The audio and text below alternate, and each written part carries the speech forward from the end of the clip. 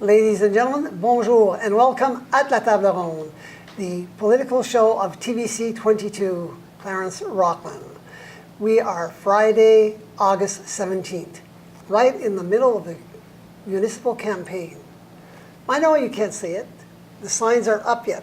But next week, watch out. They will show up like mushrooms all over the place.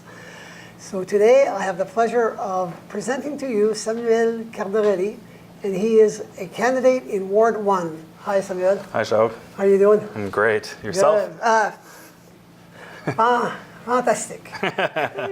Extrêmement bien is what I was trying to say, but because of the English, I was getting confused. Sorry. You've decided to run as a counselor, and a lot of people, I'm sure, don't know who you are, whether they're from the Francophone community or the Anglophone community. We all have our little niche. We have our daily routine. We leave Rockland to go and work in Ottawa and come back.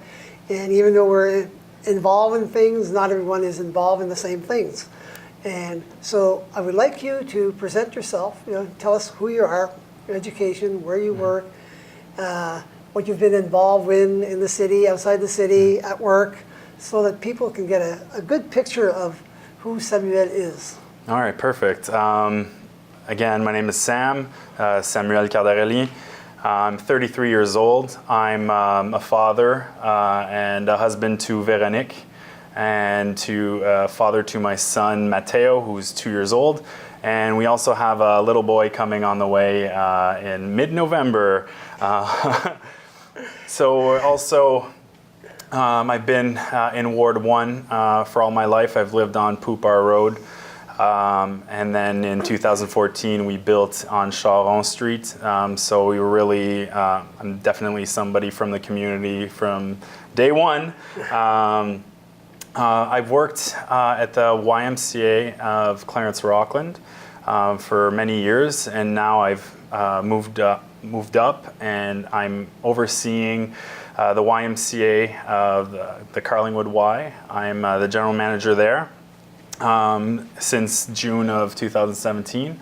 I also oversee children, youth, and family programs for the association, which is the YMCA, YWCA of the National Capital Region, as well as our summer camps and our after-school programs for the association as well.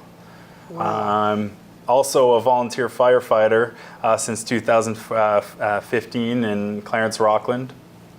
So definitely a part of this community for sure. Okay. Education-wise, I believe you have some university education, yes, and among other things.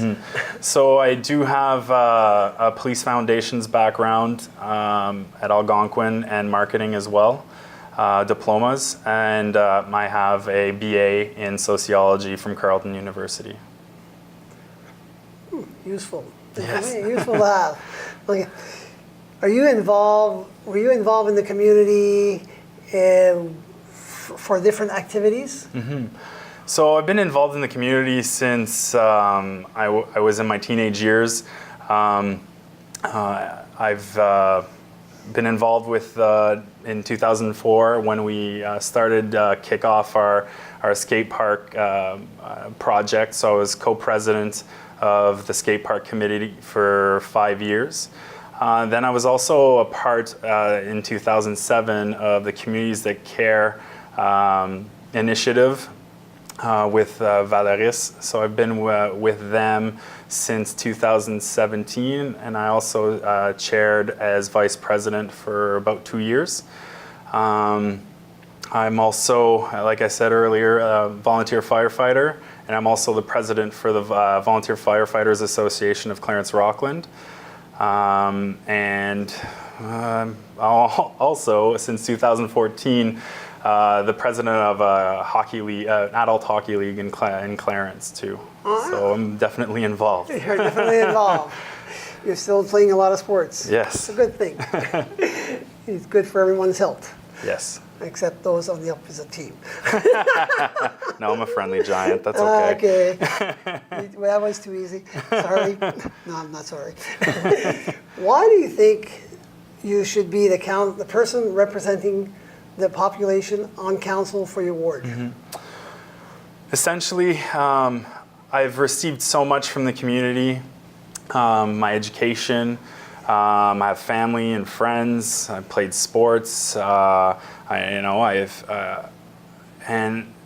family and friends definitely played a role when my father passed away when I was 13, and I really got that sense of a community and people helping out, and I thought how wonderful this was, and when that happened, a light switch just went off, and I wanted to give back to my community. So ever since the age of 13, 14, I've been involved with school committees, so part of student council, and a bunch of other council at high school, also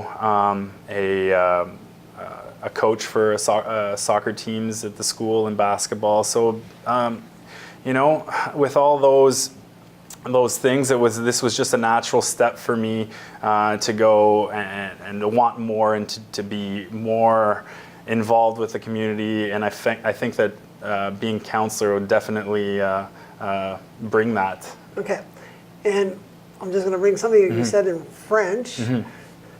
You sort of have some roots in council. Yes. So again, my grandfather was councillor and mayor of Rockland in the 60s, and I've also had uncles. So definitely being around politics all my life and seeing how that impacted our family, and I just always found love and a joy for politics. So. Okay. So just for the people, where your grandfather was Eugène Laviolette. Yes. Okay. The owner of the dairy and Yep. a lot of land in town. When people run for council, Yep. okay, they notice things that they would like to see improvements on. They look around to see with more attention to details as to what can be improved, and they develop a platform around that, or they get some ideas as well from the neighbors and other peoples within the ward. So do you have a political platform? So my political platform is always evolving. Again, I want to get the true sense. I have what I think is priorities, but I really want to represent my ward accordingly, and to really get on the streets and knock on doors and really get a sense of what my constituents want, to then move forward with my platform at that time. Yeah. Do you have some ideas as to what you think your platform may look like? Essentially, of course there is. There's always the case of maintaining our roads and the safety of our roads in the residential areas.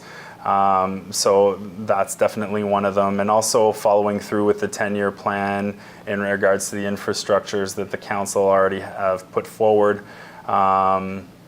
Also with making sure that we can get more industrial and tax base that we're lacking definitely in Clarence Rockland, in order to equal out the taxations and to reduce the ones of the residents and the citizens. So definitely lots of work to do. Yeah, just to give as you mentioned in French, you gave sort of a breakdown in French as to what the percentage of taxes paid by the residential side versus the business side. So could you give the residents that detail so they understand the magnitude of the scope of the challenge? Yeah. So the challenge is that for businesses, an industrial tax percentage essentially is at a 6%, between 6 and 8%. And so essentially the residents are eating up the rest that's lacking. So that's why that's more at a 92, 94%, and that's why our taxes are so high. And that's why they are like they are. Okay. Excuse me. How do you see the role of the councillor along with council and your communication with your residents and that you're responsible for. How do you see that role?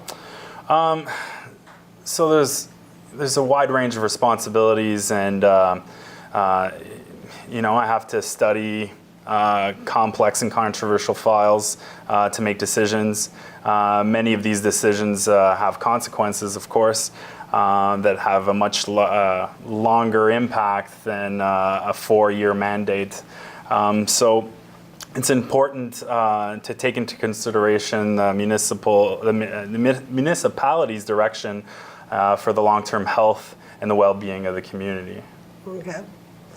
And do you, but as a counselor, Correct. how do you see your role vis-a-vis your colleagues on council?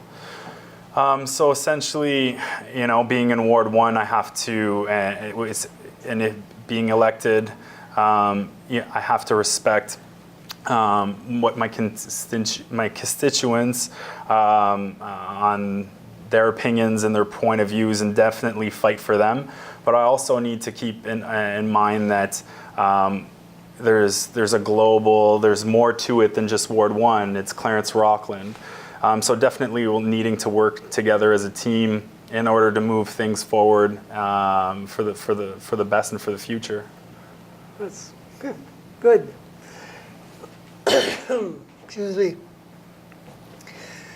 I think we'll take a little break. Perfect. There's only a few seconds left for break time anyway. So ladies and gentlemen, please remain with us, and Samuel especially, and myself, and we will be back shortly.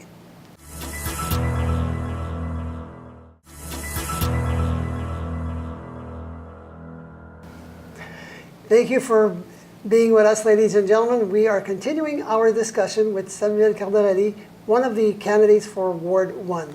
Samuel, Yes.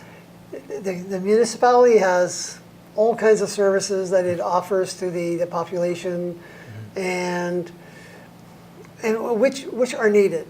However, in your view, which one are the two most important ones?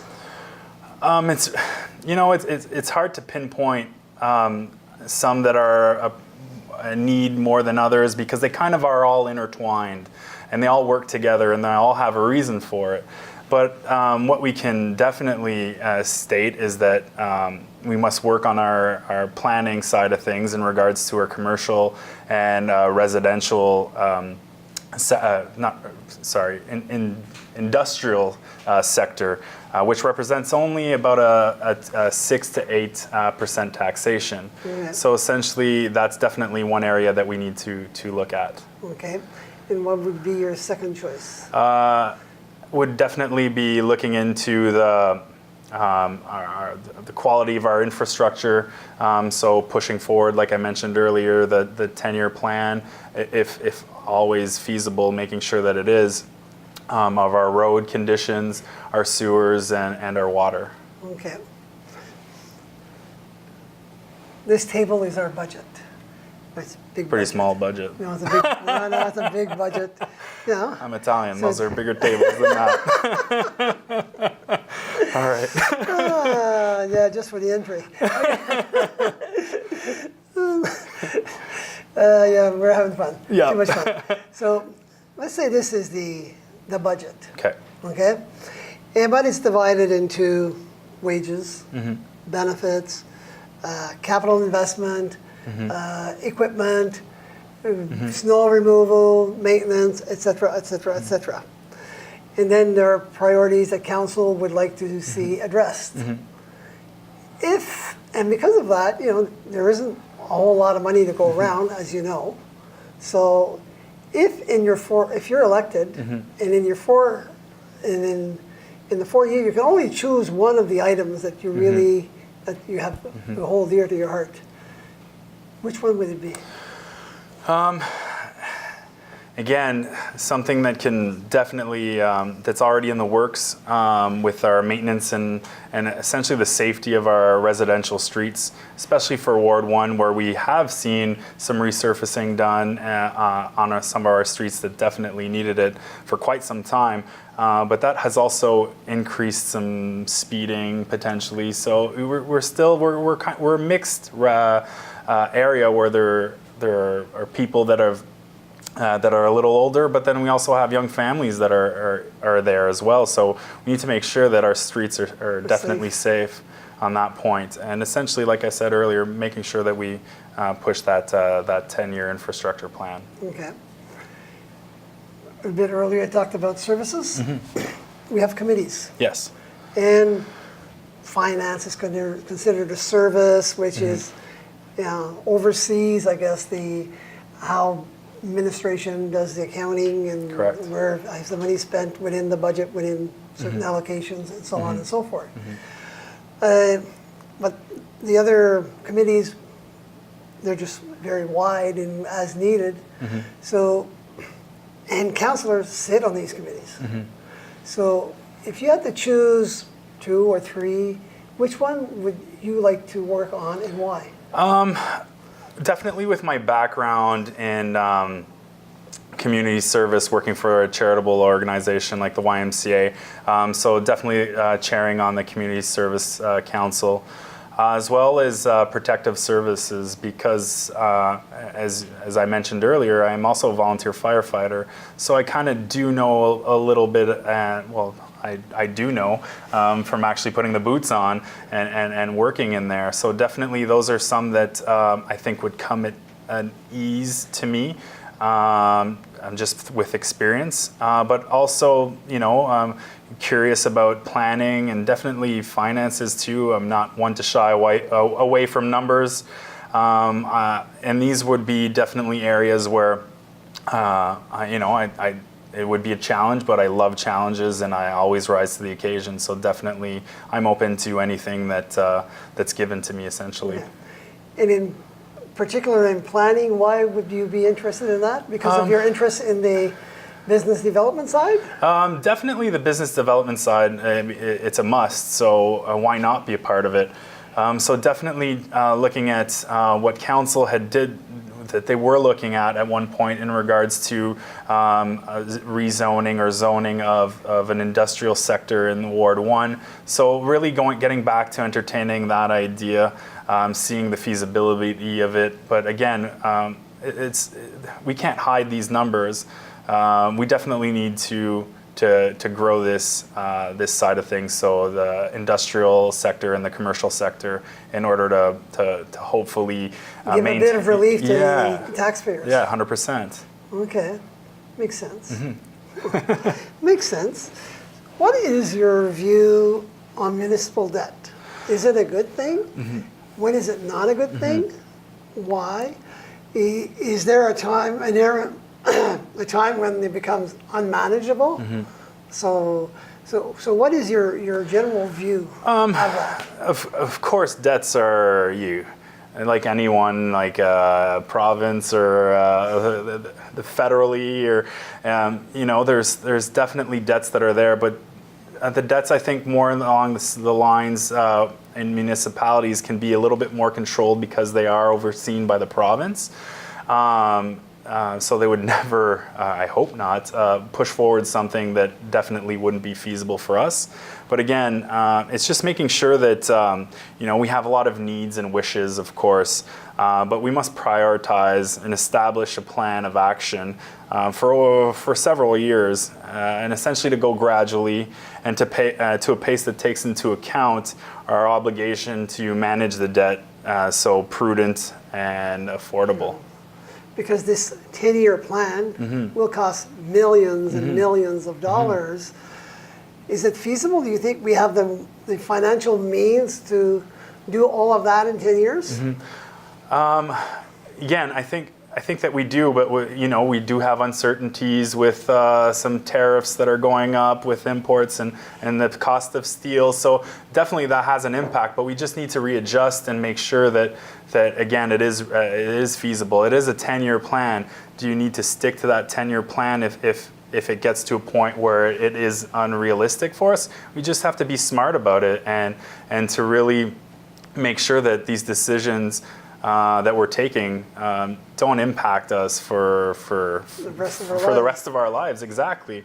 So we just need to take the time that it needs in order to be smart about it. Okay.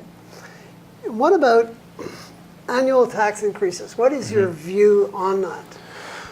So again, I'm not one to say let's freeze and then in 4 years, the taxation goes up by 10%. The city needs continue to grow. We continue to grow. So essentially, as long as it's at a strict minimum, as best as we can, as long as we are making sure that all the money that's being spent is accounted for and that it's well planned out, and we can definitely do good things. But again, I'm part of this community.